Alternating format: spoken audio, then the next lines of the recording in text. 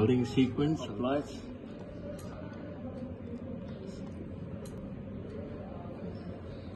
The mode for testing, it will run the sequence without welding.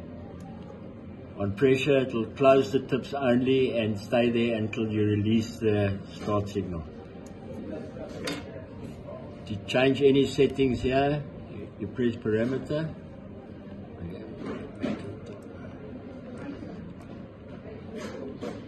Set the program, you can plus or minus. And any parameter that wants to change, that's your tens, your cross arrow for your units. Go down your heat settings, scale from 20 to 199. Cool between welds, second heat, hold time, off time for repeat mode. And once the settings are done, you press R, light stop flashing, it's ready to work.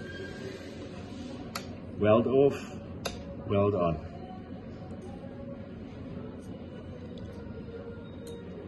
With the second weld, you can actually see the lights going in sequence for 2 welds. Okay.